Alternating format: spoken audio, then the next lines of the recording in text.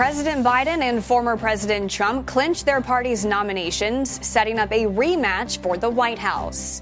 And a rocket explodes in Japan just seconds after liftoff. The Morning Rundown starts now.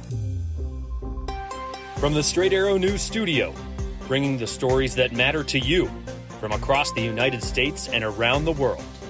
This is the Morning Rundown. Today is Wednesday, March 13th. Thank you for joining us. I'm Kara Rucker. It is now official after Tuesday's primary contest. President Joe Biden and former President Donald Trump have clinched their party's presidential nominations, setting up a showdown between the two in November, a repeat of the 2020 election. This will be the first presidential rematch since 1956 and the first between two presidents since 1912. With still more than halfway to go in the primary calendar, Biden and Trump secured enough delegates early, with wins in Georgia, Mississippi, and Washington state in Tuesday's primaries. Following the news, Biden released a statement. 4 years ago, I ran for president because I believed we were in a battle for the soul of this nation.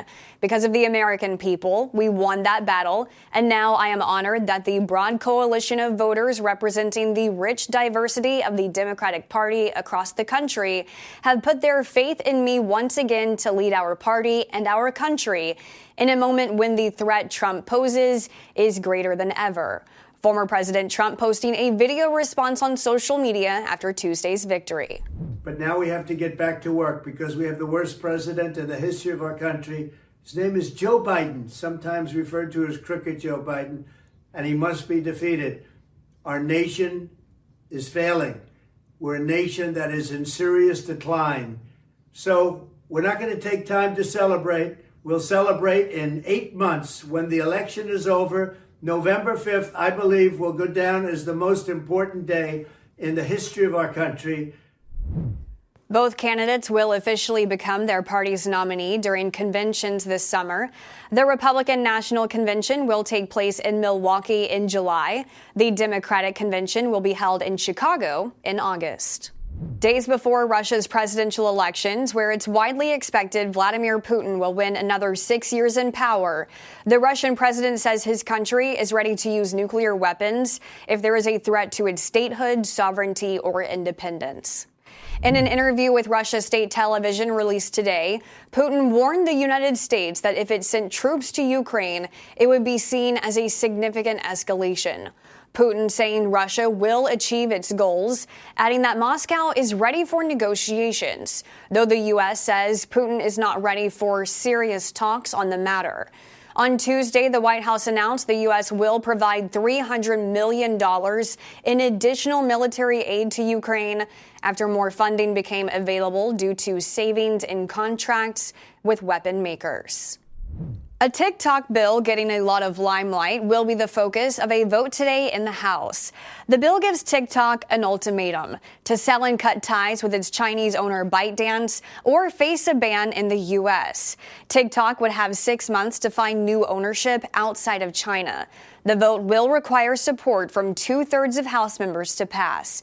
And it is getting bipartisan support. A House committee unanimously cleared it in a 50-0 vote last week. House Republicans say they're confident it will pass the chamber today.